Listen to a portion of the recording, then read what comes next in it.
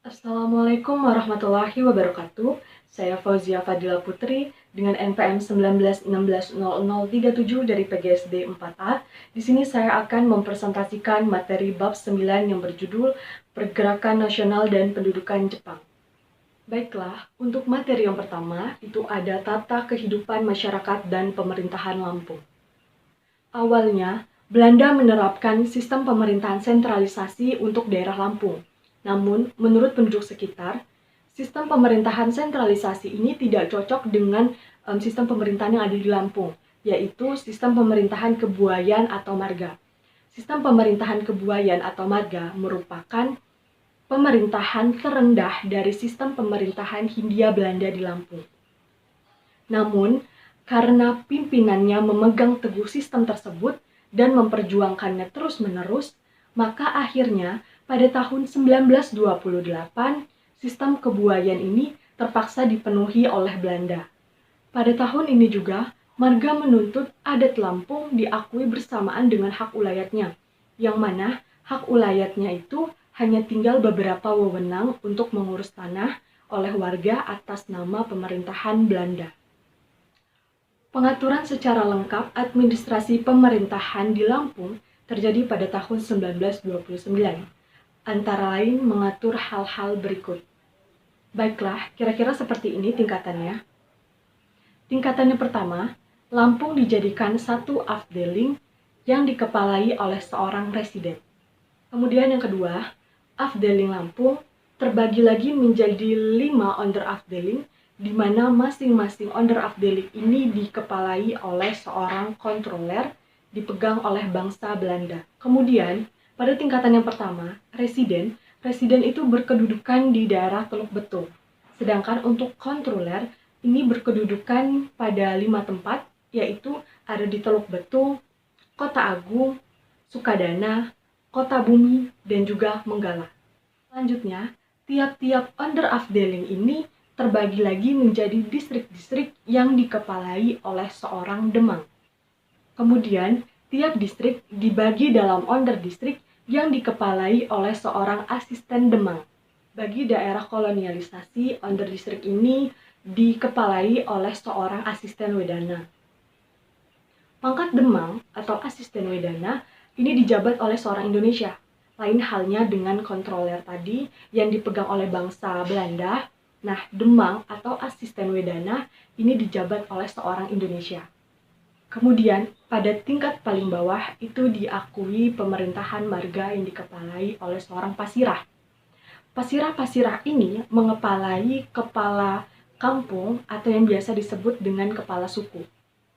Sistem pemerintahan afdeling, onderafdeling, dan juga marga ini berlangsung sampai Jepang datang ke Indonesia dan berkuasa di daerah Lampung.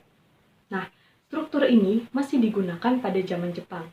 Hanya saja istilah-istilahnya diganti dan dirubah ke istilah-istilah bahasa Jepang. Slide yang selanjutnya adalah pergerakan kebangsaan di daerah. Pergerakan kebangsaan di daerah ini dilatar belakangi oleh diresmikannya politik etis pada bulan September 1901, yang mana salah satu kebijakan dari kolonial Belanda adalah dengan mendirikan sekolah-sekolah bagi kaum pribumi.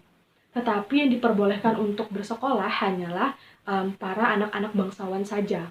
Namun, dari situ, anak-anak bangsawan tersebut muncul sebagai kaum intelek yang memikirkan nasib bangsanya yang tertindas. Nah, dengan itu, para bangsawan atau para anak bangsawan ini mengumpulkan masyarakat untuk atau menyalurkan gagasannya kepada masyarakat untuk melawan pemerintahan kolonial Belanda. Nah, dari situlah mulai terbentuknya organisasi-organisasi pergerakan nasional di Indonesia. Yang pertama itu ada organisasi Budi Utomo yang didirikan pada tanggal 20 Mei 1908 oleh mahasiswa Stovia yang dipimpin oleh Sutomo atas saran dari Dr. Wahidin Sudirohusodo. Yang mana tujuan dibentuknya Budi Utomo ini adalah untuk memajukan seni budaya Jawa. Nah, untuk di Lampung sendiri itu tidak ada tanda-tanda pengikut dari Budi Utomo. Baiklah, yang kedua itu ada organisasi Sarekat Islam yang mana didirikan di Solo pada tahun 1911 oleh Haji Samanhudi, yang sebelumnya bernama Syarikat Dagang Islam yang memiliki tujuan untuk memajukan perdagangan masyarakat Indonesia di bawah panji-panji Islam. Nah, Syarikat Islam ini dibawa ke Lampung pada tahun 1920 oleh R. Gunawan yang kemudian Syarikat Islam ini berkedudukan di Teluk Betung. Selanjutnya itu ada Partai Komunis Indonesia. Perkembangan PKI di Lampung masuk melalui Syarikat Islam, namun pada saat itu belum terlalu menonjol. Terdapat tokoh pergerakan kebangsaan dari Lampung yang bernama Junet Suropati, yang mana ia memasuki pergerakan PKI di Jakarta pada tahun 1922. Kemudian pada 1923, Partai Komunis Indonesia di Lampung itu sudah memiliki cabang dengan tokohnya yang bernama Sohmin Panji Negara. Selanjutnya di sini ada PNI atau Partai Nasional Indonesia. Pada tahun 1928 di Lampung telah ada persiapan cabang PNI yang akan dipelopori oleh Rauf dan kawan-kawan. Akan tetapi belum sempat berkembang. PNI yang dipimpin oleh Soekarno itu telah dibubarkan. Perkembangan PNI di Lampung tidak dapat dilepas dari tokoh kemerdekaan daerah Lampung, yakni Haji Kamarudin Gelar Sultan Ratu Agung Sempurnajaya. Baiklah, selanjutnya di sini ada PSII atau Partai Serikat Islam Indonesia, yang mana PSII ini berkembang di Lampung pada tahun 1929 dengan tokohnya yang bernama Junet Suropati, Idris dan juga Maulana, yang mana mereka mengetuai penggugat Marga Lampung. Hal inilah yang menyebabkan perkembangan PSII di Lampung itu mengalami perkembangan yang pesat. Baiklah, itu tadi beberapa organisasi dan juga partai yang pernah berkembang di daerah Lampung pada zaman Belanda, dan pada zaman Jepang tidak ada satupun organisasi yang diizinkan untuk berdiri. Baiklah, slide yang selanjutnya adalah keadaan masyarakat pada periode 1900 sampai 1942. Ke-16, daerah Lampung sudah mulai didatangi oleh pendatang baru yaitu Banten. Dan pada abad ke-19, daerah Lampung sudah mulai dihuni oleh penghuni baru yaitu penghuni daerah Palembang. Dan pada awal abad ke-20, penduduk Jawa yang berasal dari kolonisasi Belanda sudah mulai memasuki daerah Lampung. Nah, ketiga daerah tersebut menduduki dan menghuni daerah-daerah yang terbilang masih subur dan belum diolah. Kelompok orang Lampung lebih banyak berusaha pada bidang perkebunan lada, perkebunan kopi, dan juga berladang, yang mana pada saat itu masih memungkinkan karena tanahnya yang terbilang masih luas. Nah, lain halnya dengan kelompok-kelompok orang Jawa. Nah, kelompok orang Jawa ini dijadikan sebagai kuli-kuli kontrak perkebunan Belanda, yang mana mereka harus bekerja keras tanpa diberikan upah yang pantas. Dalam hubungan ini, yang mengalami nasib lebih baik tentu saja adalah kelompok orang-orang Lampung, yang mana mereka memiliki hak turun-temurun, kemudian mereka memiliki hak untuk mengatur tanah, memiliki wilayah dan juga rakyat, hidupnya terjamin, bahkan mereka mampu mengadakan upacara adat yang mampu menelan biaya yang besar. Dan selanjutnya adalah kehidupan seni budaya. Kehidupan seni budaya di daerah Lampung itu dapat ditinjau dari beberapa bidang. Yang pertama ada bidang keterampilan khusus. Keterampilan khusus ini contohnya seperti menenun atau yang biasa disebut mantok. Nah, hasil dari tenun ini yang bisa kita lihat dari daerah Lampung adalah kain tapis. Selanjutnya adalah bidang kesenian, yang mana di dalam bidang kesenian itu terdiri dari seni tari, seni pahat, dan juga seni ukir, yang mana dari ketiga ini hampir tidak mendapatkan pengaruh dari kebudayaan asing. Selanjutnya di sini ada bidang pendidikan. Pada abad ke-20, pendidikan modern itu belum dikenal di daerah Lampung, bahkan sekolah pun belum ada. Pendidikannya masih berbasis dengan pendidikan Islam dan juga pendidikan tradisional, yang mana anak-anak itu masih belajar mengaji dan juga belajar agama Islam oleh guru-guru yang terbilang tidak profesional. Selanjutnya adalah bidang seni rupa. Nah, untuk bangunan rumah, biasanya bentuk bangunannya itu masih kelihatan statis, dan juga bangunan rumah dan sejenisnya itu masih merupakan rumah panggung yang memiliki tiang dan yang memiliki variasi tiang yang tidak seberapa. Nah, kemudian juga adapun untuk atapnya yang lazim digunakan adalah menggunakan bubungan perahu. Baiklah, selanjutnya adalah bidang arsitektur. Dalam bidang arsitektur, bentuk bangunan memiliki corak tersendiri. Contohnya adalah rumah sesat yang dikhususkan untuk upacara adat yang dibuat lebih rendah daripada rumah kediaman serta tidak memiliki kamar atau tidak berkamar-kamar.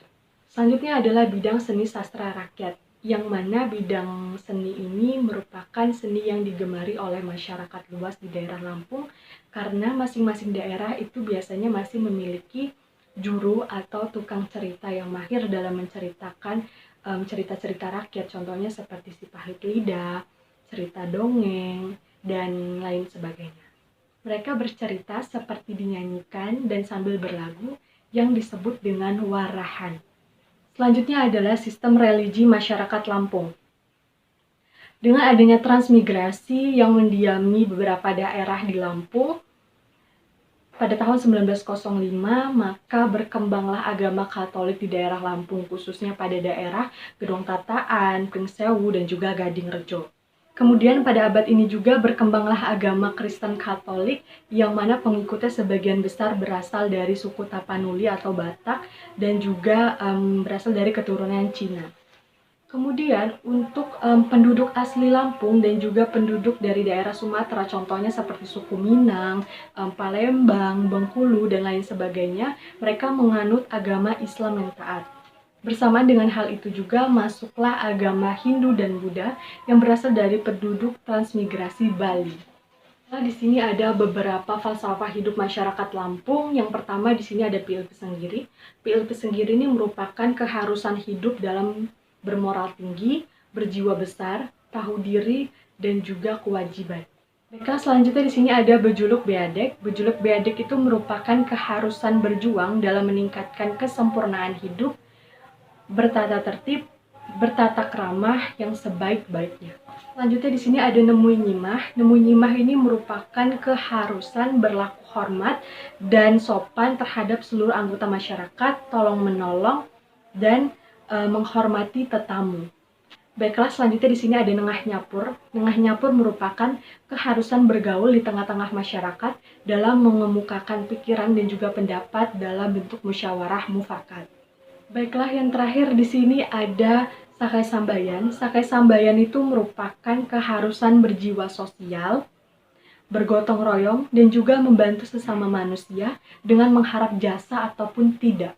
Baiklah, slide yang selanjutnya adalah kolonisasi dan dampak diaspora Jawa di Lampung. Sejarah transmigrasi di Indonesia dimulai saat dilakukannya kolonisasi pada pemerintahan kolonial Belanda tahun 1905. Yang melatar belakangi dari kebijakan kolonisasi pemerintahan Belanda ini adalah yang pertama, untuk melaksanakan program politik etis yaitu imigrasi. Imigrasi yang artinya perpindahan penduduk untuk mengurangi penduduk yang ada di Pulau Jawa. Kedua, pemilikan tanah yang makin sempit di Pulau Jawa akibat dari pertambahan penduduk yang cepat. Tiga adalah karena adanya kebutuhan dari pemerintah Belanda ataupun perusahaan swasta yang membutuhkan tenaga kerja baik dalam bidang perkebunan maupun pertambangan yang berada di luar Pulau Jawa. Baiklah, selanjutnya di sini ada politik etis. Politik etis merupakan politik balas budi yang dilakukan oleh kolonial Belanda kepada bangsa Indonesia dengan tujuan untuk mensejahterakan para masyarakat petani yang telah dieksploitasi selama dilakukannya sistem tanam paksa. Baiklah, politik etis mencakup 3 program. Yang pertama adalah emigrasi, yang berarti perpindahan penduduk. Yang kedua ada irigrasi, yaitu pembangunan saluran perairan. Kemudian yang ketiga adalah pendidikan, yaitu membangun sekolah-sekolah bagi kaum pribumi, khususnya adalah bagi para anak-anak bangsawan pribumi. Baiklah, selanjutnya di sini ada diaspora. Definisi diaspora dapat diartikan sebagai penduduk yang menyebar di sekitarnya atau merupakan para imigran yang menetap pada daerah perantauan dan melahirkan generasi-generasi di daerah baru, namun tetap menjalin hubungan yang baik antara satu dengan yang lain. Baiklah, di sini terdapat dampak diaspora Jawa terhadap masyarakat Lampung. Baiklah, yang pertama di sini ada bahasa Jawa. Bahasa Jawa merupakan bahasa dominan yang digunakan masyarakat untuk berkomunikasi, baik secara langsung maupun tidak. Bahkan saat di pasar pun orang-orang banyak menggunakan bahasa Jawa ini. Lain halnya dengan bahasa Lampung, yang hanya masyarakat setempat atau masyarakat Lampung saja yang menggunakan bahasa Lampung ini.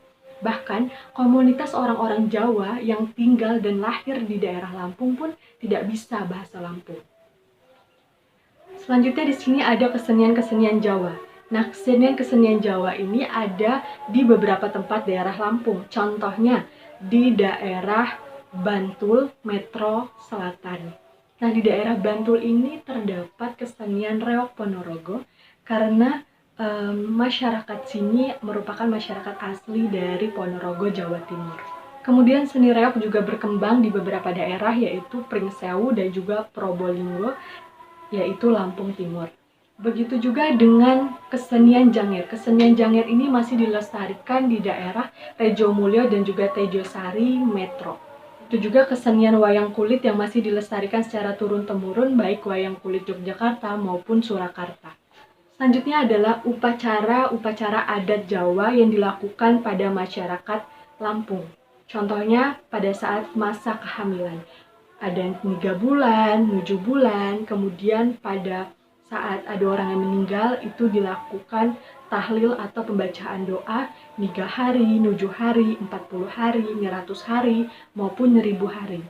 Selain itu ada juga mengkegan, suronan, kemudian ada muludan, dan masih banyak tradisi-tradisi lainnya. Baiklah, selanjutnya di sini ada kecamatan atau desa di daerah Lampung yang namanya sama dengan desa yang ada di Pulau Jawa. Contohnya Bantul, Pekalongan, Wates, Sukoharjo, dan lain sebagainya. Baiklah, mungkin itu saja materi yang bisa saya sampaikan. Kurang lebihnya saya mohon maaf. Terima kasih. Wassalamualaikum warahmatullahi wabarakatuh.